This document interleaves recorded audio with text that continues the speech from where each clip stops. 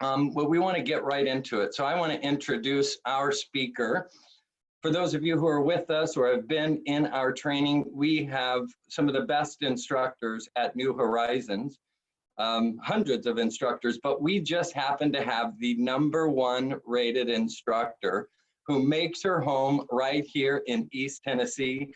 That's for the application side training, but also soft skills and leadership development. Val, I don't know whether you're up or down, or right or left, wherever you're at on the screen. We're just so happy to have you. Thank you for spending a few minutes with us. What do you got starting with leadership? Jeff, thank you for that introduction. It always makes me blush a little bit, but I tell you, the awards are all about really indicating how much I love what I do. And in fact, I'm especially excited to be with everyone today because these topics, these soft or business skills, are near and dear to my heart. You know, in many respects, it's much easier to teach the science of Excel. Don't get me wrong, I love doing that. But the value gained from learning how to get along with people, and more importantly, how to know yourself better, has immeasurable returns in all circumstances of our lives. So, New Horizons perhaps isn't quite as well known for these types of training topics: leadership and influence, time management, change management. And by the way, those are only 3 soft skills or business skills topics that we offer. But I will tell you, this type of employee development, these kinds of topics are a really large growing area of interest for a lot of our clients. Now, some of these classes I teach as what we call dedicated classes. In other words, a group from your organization comes to our facility usually, sometimes I go to yours, and we cover the one-day topic, for example, leadership and influence. We also offer these classes for ongoing employee development. So we have some organizations that actually send employees to us every month for a different development topic. And then, in addition to that, these soft skills classes are offered online. So that gives you a lot of dates to choose from. I want to be sure I'm clear about what we're doing in our webinar today. For each of these 3 topics, the leadership, the time, and the change management, I'm going to share with you one modified lesson that I would be covering during a full day of training. And in the real the full-time training, I would actually make sure that for every lesson that we cover, there is some level of interaction and reflection, some type of action step taken for each of the topics. Now, I truncated that a little bit because in a webinar 1-hour format, we really don't have the time to do a whole lot of interaction.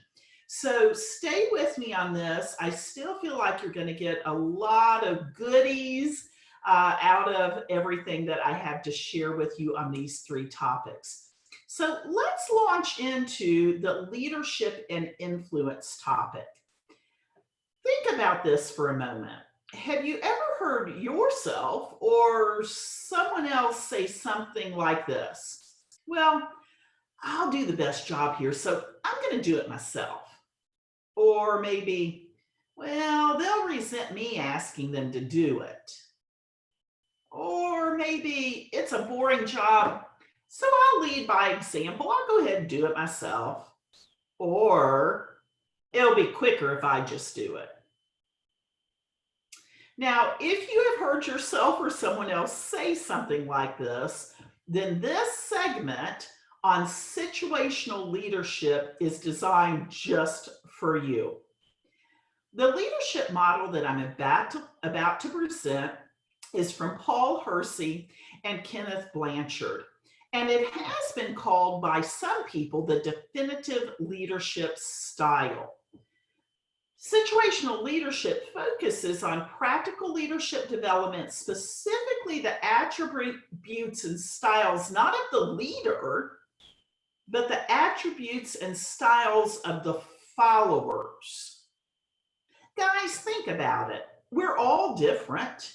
We come from different backgrounds and cultures. We have varying degrees of experience.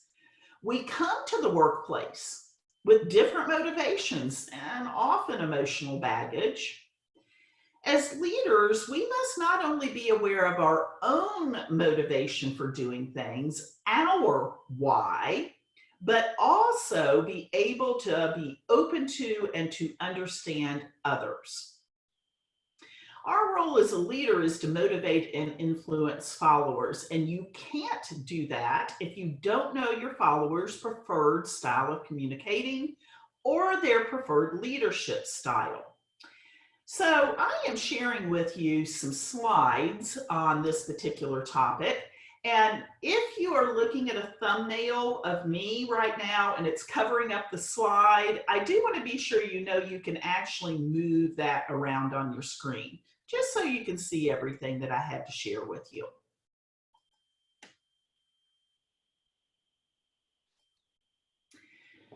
So, situational leadership is based on the belief that people can and want to develop. There's no best leadership style to encourage development. Rather, you should tailor your leadership style to the given situation. Now, looking at the bones of the model on your screen right now, this model is going to help us as leaders understand the amount of guidance that a given employee would need and or the amount of emotional support an employee would need. Not only what they need, but what's going to help them perform at their best level given the situation that they are in. So again, I cannot emphasize enough, the situational leadership model addresses 4 types of leadership styles based on the follower. So the first quadrant, or the first style that I want to talk about briefly at the moment, is the telling style.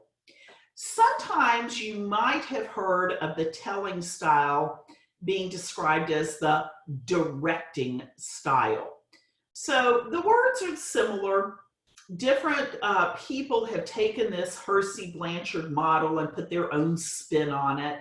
So the telling style and the directing style are the same approach. In this approach, as a leader, you are giving lots of instructions to the employee. Your followers in this style and in this stage are often unable, unwilling, and not confident in their position. The second style I'd like to mention is called the selling style. Some refer to the selling style as the coaching style. As a leader, you're doing more explaining about your decisions. At this point, your followers are unable, but willing and confident. Again, stay with me. I'm going to go into more detail as to what we mean by each of these. The third style I'll talk about is called participating. Sometimes it's known as a supporting style. In this style, you're sharing ideas with the followers, and the followers are sharing ideas with you. Followers are able, but sometimes unwilling, and sometimes not confident about their role and their work. Now, the last quadrant, the last style that I'm going to talk about is the delegating style. And wow, if I had a magic wand to wave, I would want all of my followers to be comfortable and confident with me utilizing a delegating style. In the delegating style, you as a leader are able to really hand off, to really turn over decision-making to your followers, because at this point, they are able, willing, and confident. And I do want you to look again at the spectrum of guidance needed and emotional support needed for each of these styles. Let me speak more in detail about the telling style. Now, telling is a very leader-driven stage. Most new employees require direct instructions.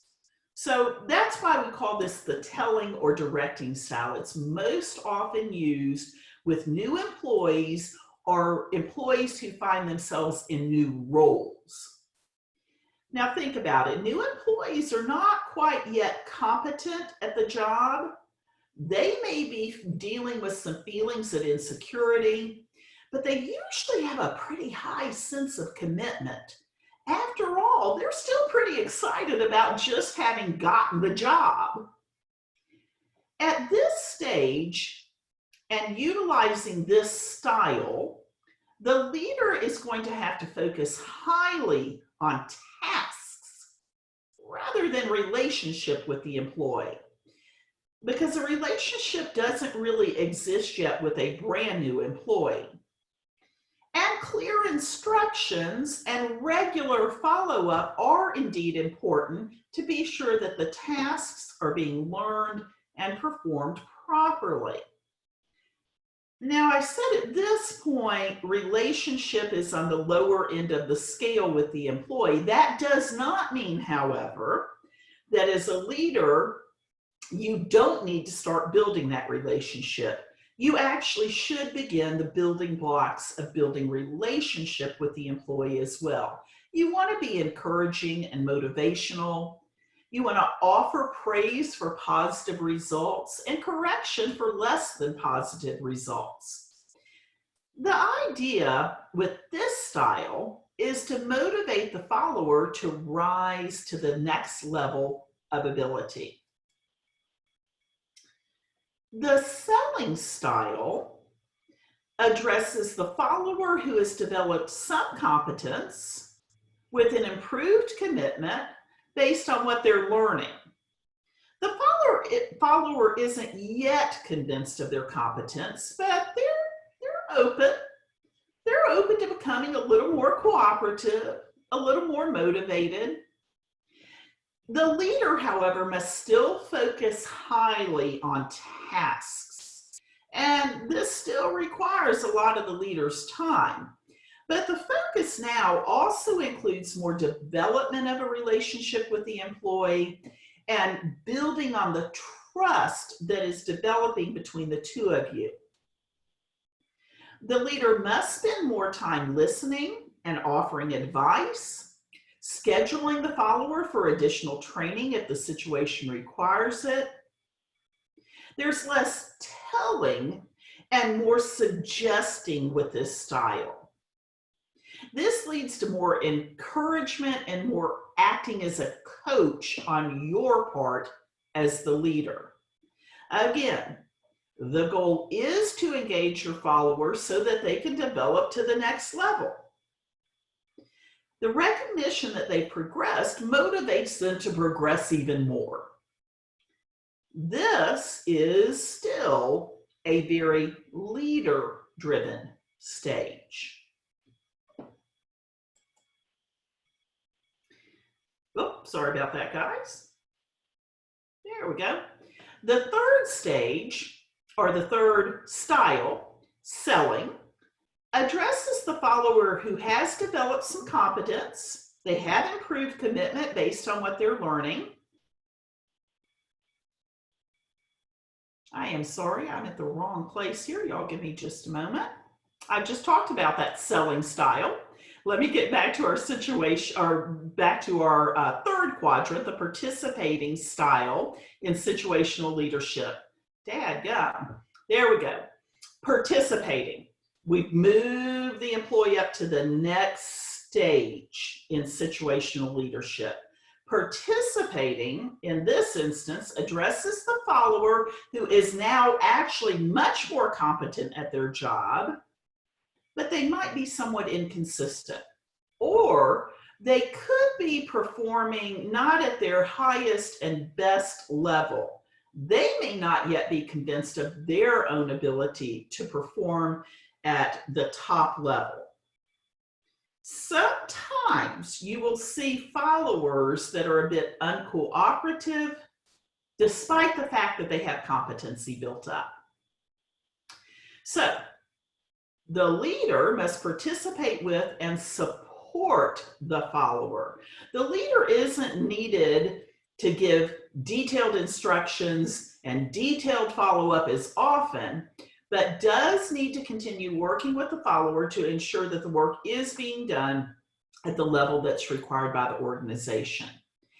The leader must now focus less on the task assignment and much more on the relationship.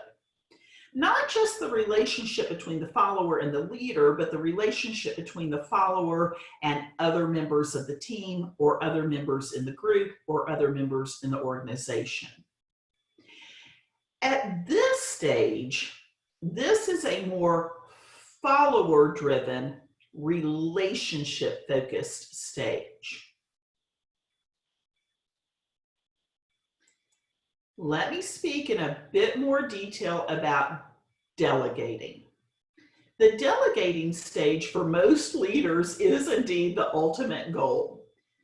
A follower who feels fully empowered and competent enough to take the ball and run with it with minimal supervision. This is what we're shooting for.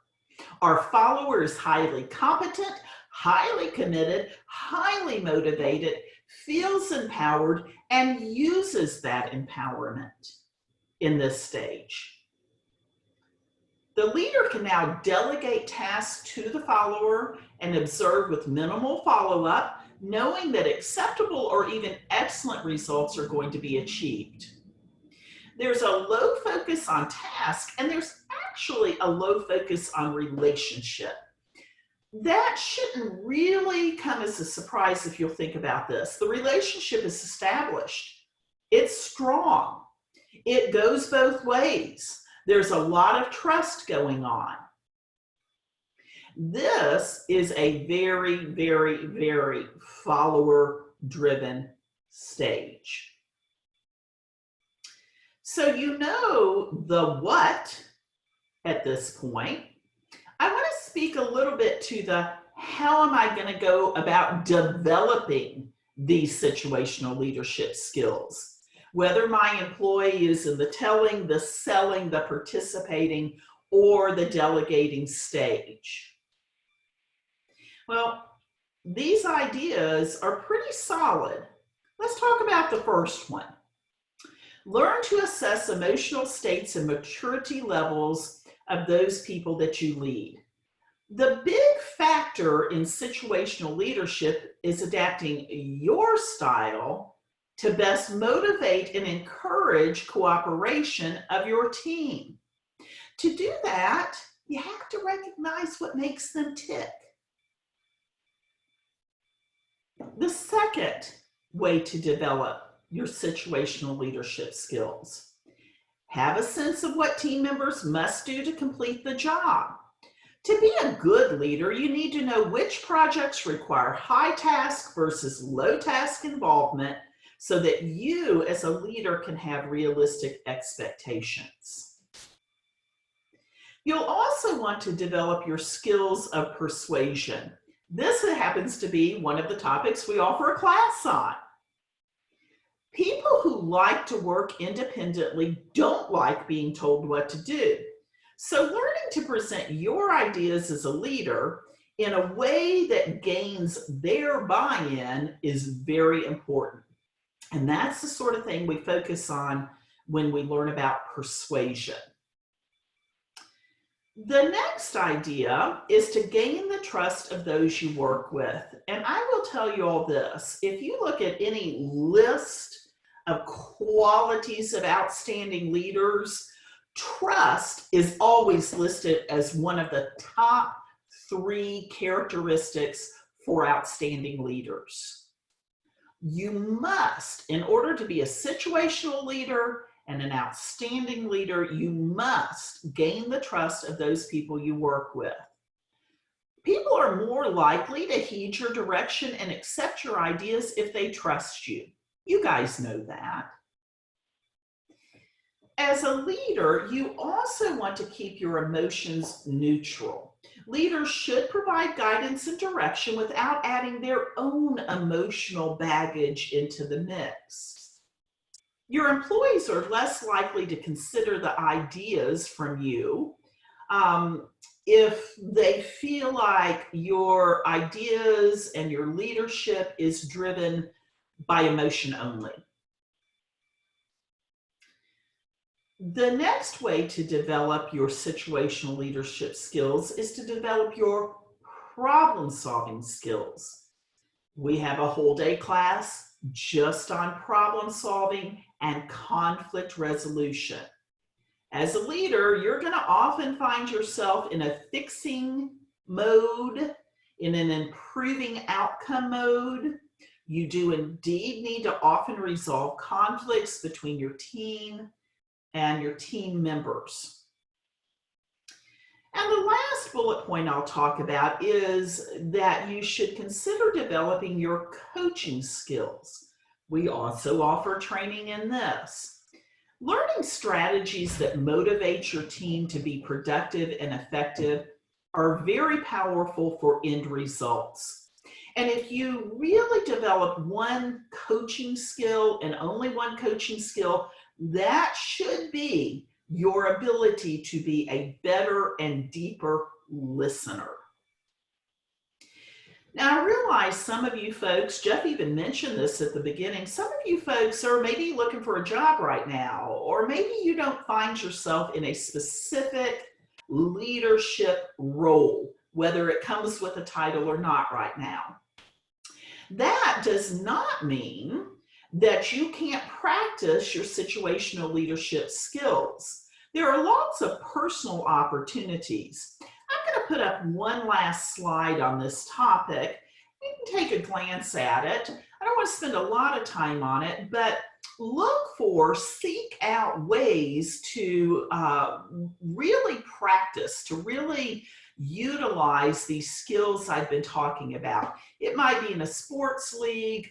It might be in your professional or trade organization. They are always looking for board members. You know that. It might actually be an opportunity. There might actually be an opportunity in some hobby you enjoy to take a leadership role. I know a lot of parents take leadership roles in their kids' sports activities or in school. Some people find it useful and helpful and meaningful to take leadership roles in their place of worship. So Jeff, that wraps up the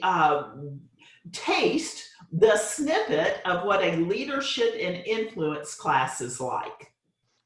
Thanks, Val. I love those practical ways to exercise those skills. You know, as we were talking about leadership this week, and we were talking about why the situational leadership model, I used to love it. You know, overarching this idea of, you know, leadership is something we do with people versus something we do to our people. And this model is such an honoring way. It's such a great way to serve our folks, to kind of meet them where they're at and adjust our style to what they need in order to be effective, right? Absolutely. So I think a good exercise for folks is, if you are leading a team, think through where you are with each one of your folks. You know, what are the things I need to do in order to take that next step to make them more effective, to help them become more of a contributing team member. So I love it. Thank you. We're going to throw up a poll here as we transition into the next section. And I think you had me intrigued about this dreaming part of time management. And I think some of the other folks are. I'm excited to see what you have for us. Absolutely. Let's see what this poll result shows before we get started on time management. Ah, wow. Far and away, we've got managers that are working in the participating style. Wow, that's playground. great. That's so good. Nice, nice. All right, guys, in the interest of time, let's talk time.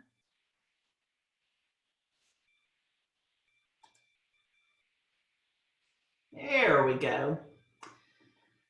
So I'm glad Jeff already mentioned this. As I was deciding what to present today in this webinar, I immediately knew I wanted to talk about dreaming as it relates to time management. Now, Jeff and some of my other colleagues thought I might be a little crazy for wanting to do that, but that's another story. That's another day. Not at all. Not at all. This topic is actually dreaming. This topic is actually at the beginning of our effective time management class. I do want to mention that I have made some adjustments to this particular lesson, again, for the webinar. So it's not exactly what you would experience as the lesson in the full day class. I love the interaction. I love hands-on experience. I love you being able to walk away from the class with actual action plans. So it's harder in a webinar scenario, but I'm going to recommend that you try and do that for yourself after this hour you've spent with us as well. Think about 1 or 2 actions you might take from what you've learned today. All right. So I want you to consider this. Warren Buffett, Bill Gates, Jeff Bezos, even your next door neighbor, they don't have 1 more minute in a day than you do. In fact, we all have the same amount. We have 1,440 minutes in a day.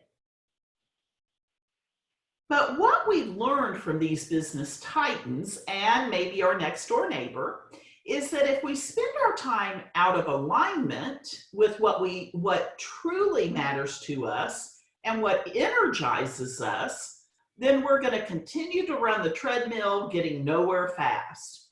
All the special calendars, logs, reminders, ticklers, and lists are tactics and techniques. They're not particularly helpful when you're overwhelmed, overworked, and frustrated. Now, don't get me wrong. In the time management class, we deal with special calendars, logs, reminders, ticklers, and so forth. But that is not where we start. That is not where we start. So I do want to give you a definition of effective time management. It goes like this: an intentional process for purposefully organizing limited resources and time to address goal-centered activities. Now, like most professionals, you've probably struggled to accomplish everything on your daily to-do list. At the same time, you might find it difficult to focus on the things that are really important in your life, such as your dreams and your goals for future success. Now, more effective time management can help you to succeed both in that daily routine and in your pursuit of longer-term goals. But you must start at the right place and you must choose your focus. I'd like to share a story with you about focus. This story was written by Leo Tolstoy in the 1800s, and it was called The 3 Questions. It goes like this. There was once a king who believed he'd never fail if he knew 3 things. When is the best time to do each thing? Who are the most important people to work with? And what is the most important thing to do at all times? While many scholars attempted to answer the questions for the king, none succeeded.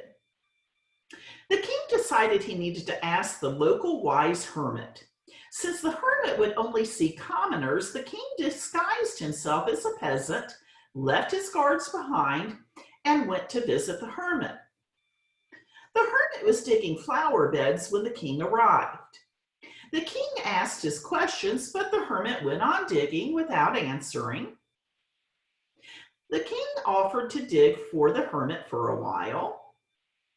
After digging for a bit, the king again asked his questions. Before the hermit could answer, however, a man bleeding heavily stumbled out of the woods. The king took care of the stranger, and they spent the night at the hermit's. By the next day, the wounded man was doing better and was shocked at the care he had received from the king. You see, he had recognized the king and actually had come to kill him as the king had executed his brother and seized his land. On his way to the kingdom, the guards had intercepted the man and wounded him. Now, however, the man pledged allegiance to the king and went on his way. The king asked the hermit again for his answers to his questions, and the hermit responded that the king had just had his questions answered. The most important time is now. The present is the only time over which we have power. The most important person is whoever you are with. The most important thing is to do good to and for the person you are with. What if you were 100% present and focused in everything you did? I might suggest you put away your smartphone when you're in the company of others, that you listen rather than multitask, that you have only that open which you're working on at any given time.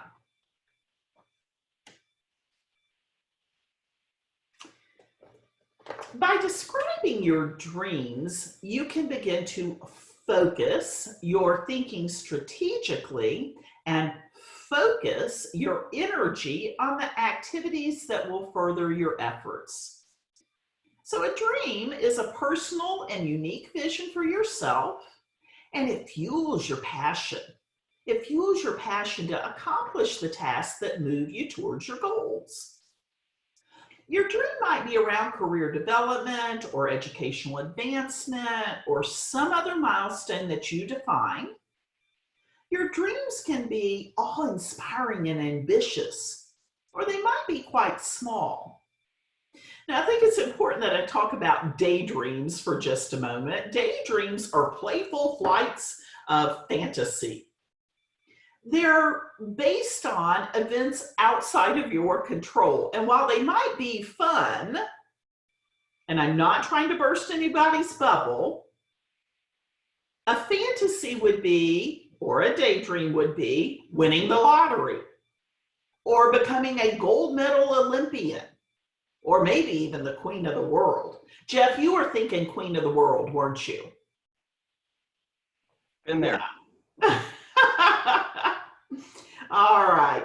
Fantasies aren't relevant to improving your time management skills. So let me help you a little bit with getting on this track of dreams and focus and purpose. I'd like to do a very short visualization with you. So here's how this is going to go. Right now, kind of wiggle just a little bit in your seat. Push your shoulders down in case they're up tight against your ears. Soften your jaw. Take a nice deep breath in. Hold it for a moment and release that breath. Go ahead and gently close your eyes and do nothing but listen to my voice. Imagine what your life could be like if you woke up every morning knowing and feeling that you held within you everything you could ever need. How would you interact with others? how much more open, generous, loving, and at peace would you be? If you knew that you held the design, mechanics, and abilities to create the life of your dreams within you, what new choices would you make? What bold actions might you take?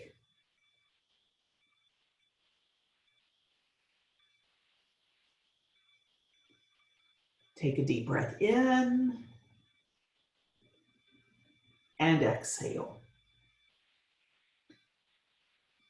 If we were together for 8 hours, I would debrief this visualization with you, or I would ask you to do some reflective journaling and see what this captures for you. You might decide to do that later on your own today. I would like to move back to something a little more concrete. I want to give you some guidelines for actually describing your dreams. I suggest that you use these guidelines aiming to include a concise and clear vision for yourself, for a big dream, a small dream, a personal dream, and a professional dream. So these guidelines would help you begin to record your thoughts. Let me go through each one of them briefly. You want to consider that great or ambitious achievement you would like to make in your life. When describing your dreams, it is helpful to visualize the goal that you'll have to achieve in order to fulfill the dreams. You'll want to identify what you'd like to improve or develop in your personal life. You want to identify what you hope to achieve professionally in your current job path, or in your career, or maybe in your education. You want to make sure the dreams you've identified are possible and within your control. And you'll need to describe your dreams in 1 to 4 sentences. This idea that we're actually going to put flesh around the dreams is very important. Let me read you an example of describing dreams. Michael, a divorced father of 2, is a financial planner working for a large multinational corporation. He has trouble juggling all of the activities he wants to incorporate into his schedule. Yep, me too. He has described his dreams. His big dream is to retire at 55, and his small dream is to spend more time each day with his children. His personal dream is to run the Boston Marathon. His professional dream is to attain a management position within his firm. Michael believes these dreams are possible and within his control. So this dreaming doesn't have to be hard. It doesn't have to be laborious. That was one paragraph with only a few sentences describing that big dream, that small dream, that personal dream, and that professional dream. And by getting that clear, you're going to be focusing your time quite differently than you've ever focused it before. So let me give you one more opportunity here to think about your dreams specifically. I'd like you to find a piece of paper and something to write with. You're going to need that later on as well. Take a moment real quickly to find you a piece of paper and something to write with. I have 4 groupings of questions on this slide. I want you to pick out one grouping of questions and go ahead and jot down your answers to the questions in just one of the groupings. You pick which one you're interested in.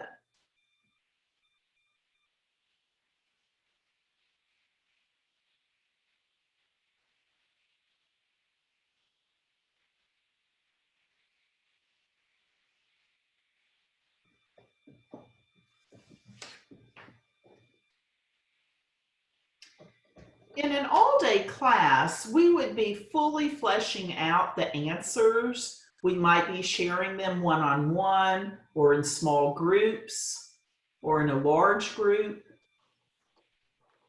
Take just a moment more on your questions from one of the groupings.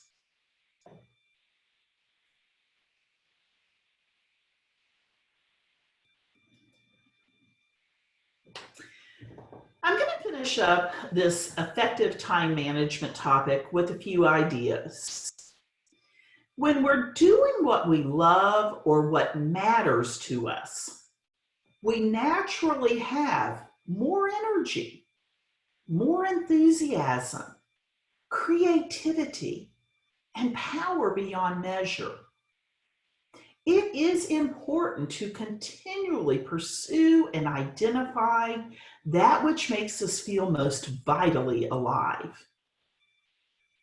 I can't find words much better than this Goethe quote that I'm about to share with you. Goethe was a German Renaissance man and literary figure who lived in the 1700s and 1800s. Here's how he puts it. Until one is committed, there's hesitancy, the chance to draw back, always ineffectiveness. Concerning all acts of initiative and creation, there is one elementary truth, the ignorance of which kills countless ideas and splendid plans.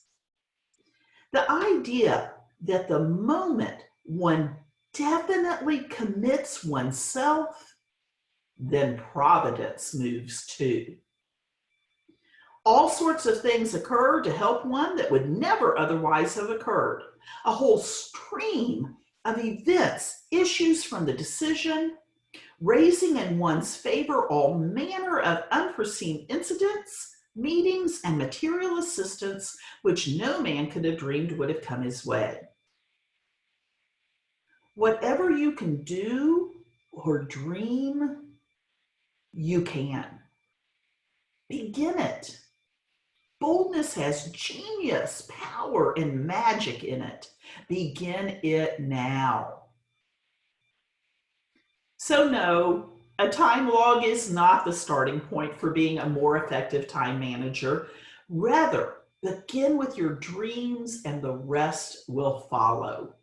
And the rest will also be taught later in the day in your time management class. Jeff, over to you. That's great, Val. I understand better. That was good. I like that. You know, the power in that is the intentionality and being purposeful, and especially in a time when things can feel so uncertain, taking a minute to kind of begin with the end in mind, I think is great. So love the idea of priority management versus time management. Time's a real tough thing to balance and to manage, but our priorities, we can. So 14 minutes left here. Want to get to the next one. What do you have? Yep, there's another poll for time management. Thanks for that. Let's jump right into change management, Val. Lots of changes right now, huh? Yeah. All right. Let me pull this poll down so I can see my screen.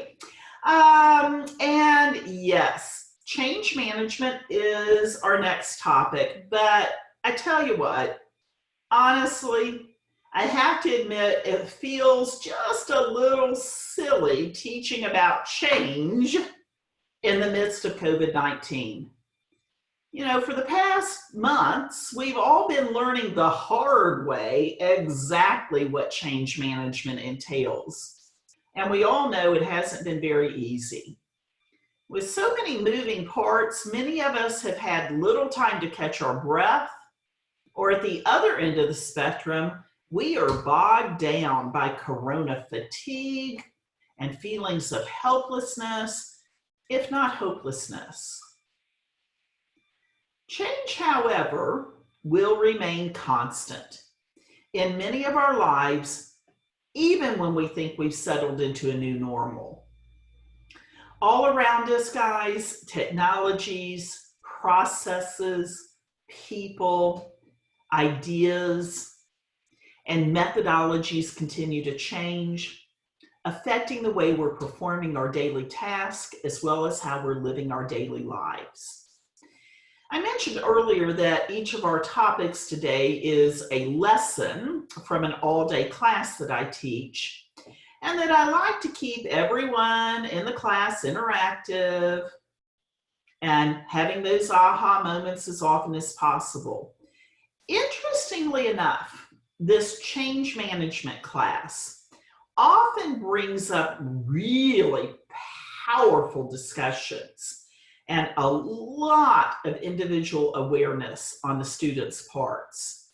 A lot gets vented in these change management classes, but we also really focus on solutions to change management issues.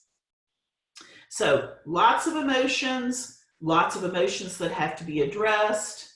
Inevitably, the inevitable changes cause reactions from people, and that's what I'm going to focus on in the next few minutes here. So these are 4 common reactions to change. It's going to help us rein in this really big topic a bit around change management. So regarding the human aspects of change, you can expect most of your employees to go through this cycle of reactions, maybe not in any particular order, maybe not reacting in each of these ways, maybe reacting in all of these ways all at one time, but at some degree and at some level, you are going to see these reactions to change in the people that work for you or the people that you are helping instigate and move through a change in your organization. So let me briefly start with denial. If a change is announced in an organization, some people may feel like the change isn't necessary. They may be reluctant to listen to or may even deny any of the facts or the information presented that is supporting the need for the change. They're in denial.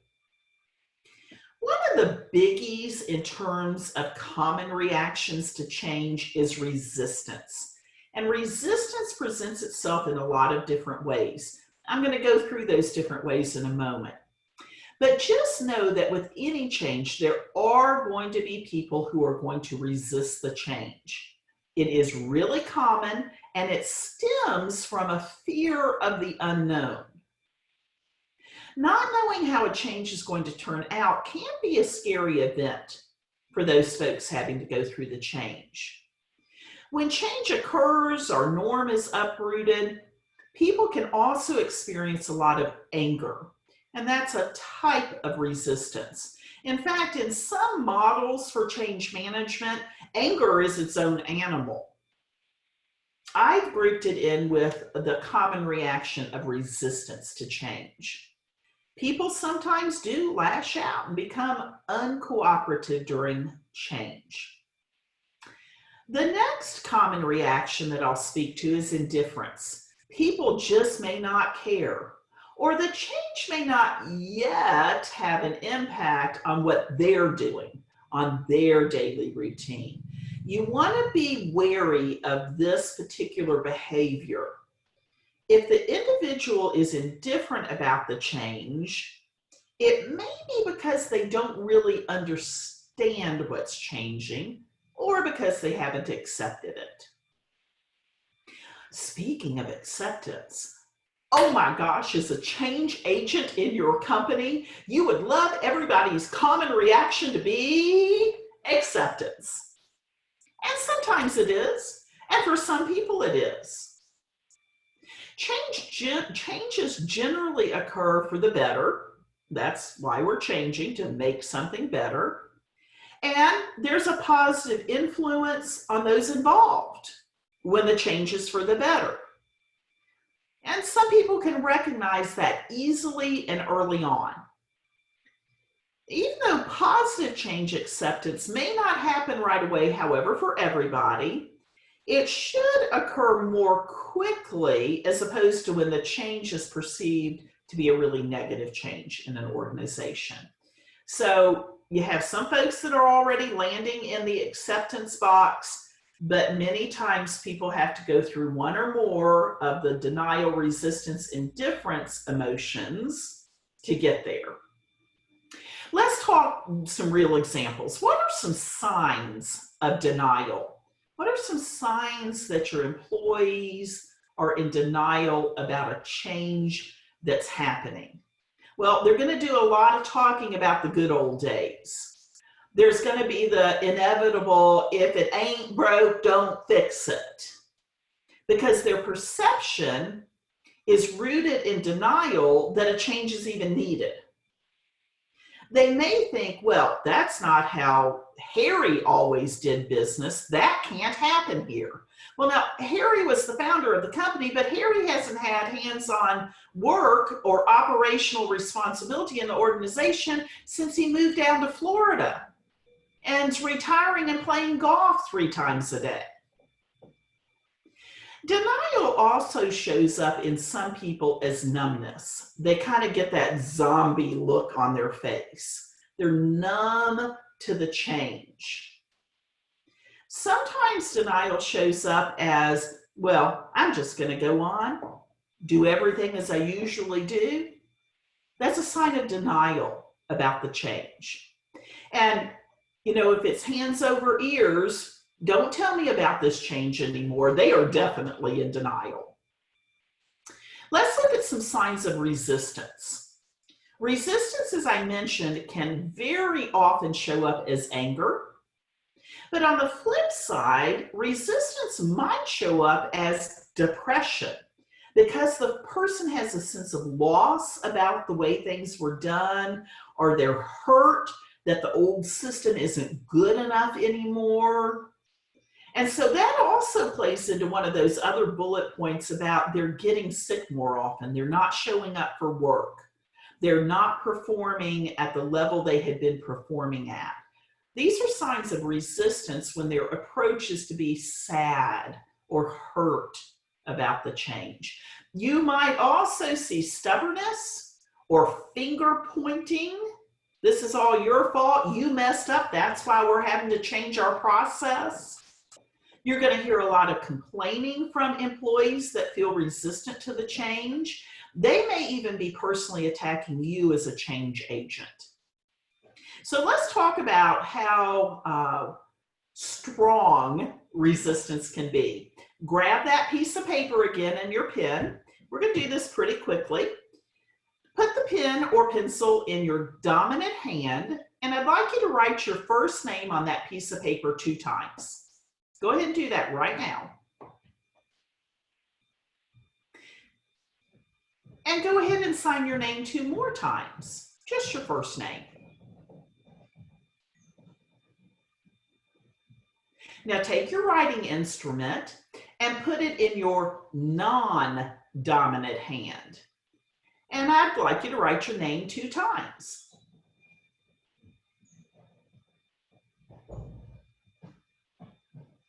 That's hard, isn't it? You're probably struggling with it. Your signature probably looks pretty messy. You may not even have written it in a straight line. All right, last time, last direction. Sign your name 2 more times. Did you go back to using your dominant hand for the last 2 times? I didn't instruct you to do so. As far as I was concerned, you should have continued with your non-dominant hand, and I didn't tell you otherwise. The lesson here is that people will nearly always revert to what they know unless there's a very conscious effort not to do so. So here are a few signs of indifference. If this is your employee or employee's reaction to the change, it's going to show up as indecisiveness or unfocused work. They're thinking, well, you know, this isn't going to make a difference for me. This change doesn't impact what I do. You may see them retreating. They may not be coming into the office early anymore. They may not be staying late.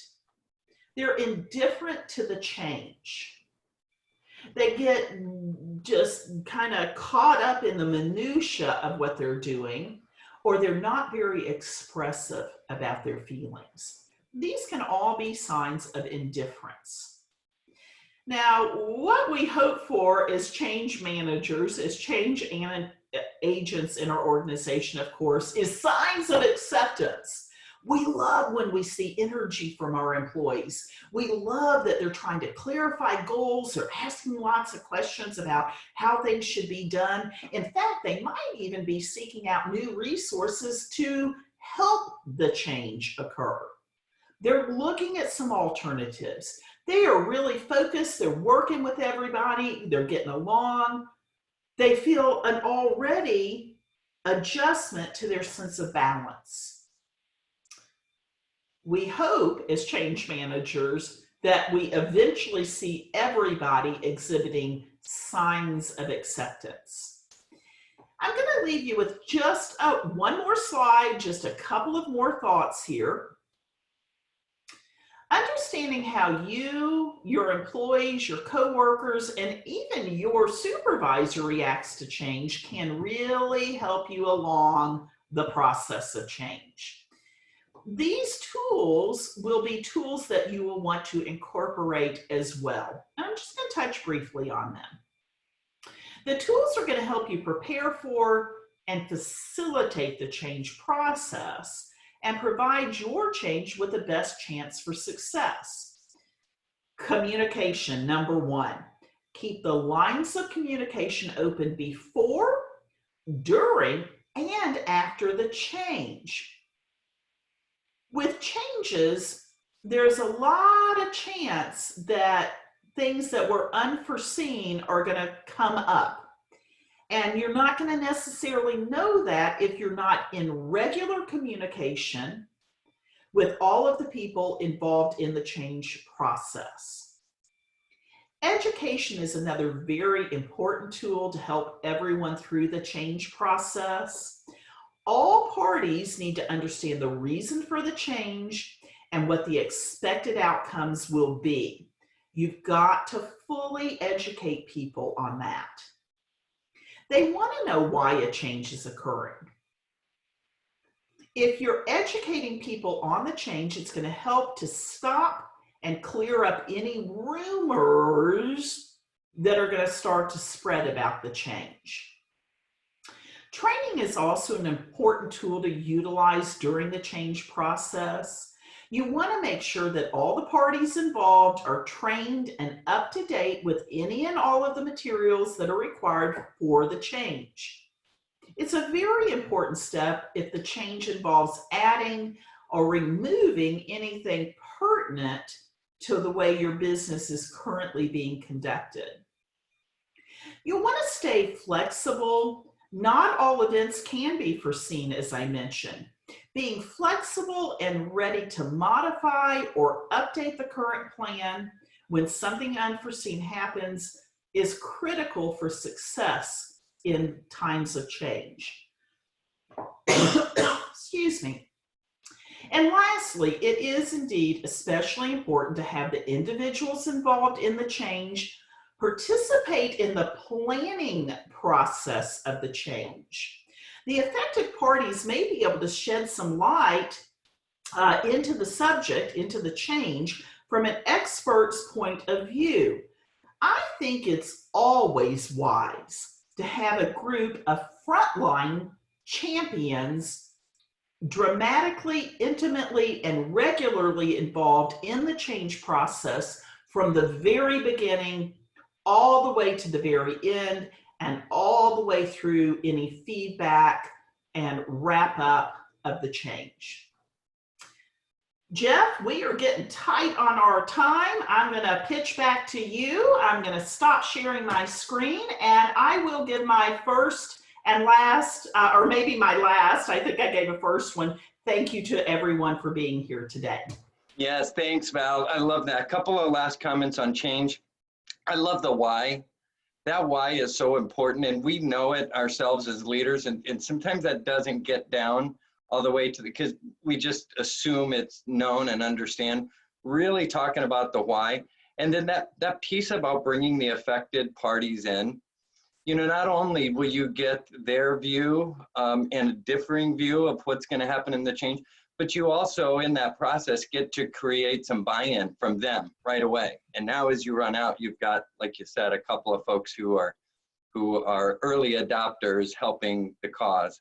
So love it. Love all of it, Val. Wish we had more time. I know we're over a couple of minutes, so we'll have to skip Q&A. Last bit of housekeeping. We'll go ahead and throw another poll. Get your thoughts on change management. And then right behind that, another one with some ideas from y'all on different topics that we can pull out of the vault that would be helpful. Just again, Val, really appreciate your time. Appreciate everybody coming on. I want to thank Glenn and Heidi, the owners, the Frasers, the owners of New Horizons of East Tennessee, and sponsoring this all the time, effort, capital that goes into putting these on. So thank you to them. And we appreciate all of you. You're going to get an email that'll have the recording link to this if you'd like to share it. It'll also have some information about our offer. We did a buy one, get one free offer. First time in 40 years we've ever done an offer like that. We're going to extend that for the business skills. We've got over 40 different types of business skills. Communication, Val mentioned a couple: communication, conflict resolution, team building type stuff. So we will extend the offer. You'll get the details in the email. Thank you guys. Also, the next event, you'll get information. We're going back to Excel, Word, and Access. Is that right? That's correct. All right. So you'll get information about that one. That one is going to be June 10th at 2 p.m. More details to come. Thank you. We appreciate you, East Tennessee. Keep working hard. We're all in this together. Let us know how we can support you and your business. Reach out to us, okay? Thanks, everybody. Thank you, Val. Bye, guys. Bye-bye.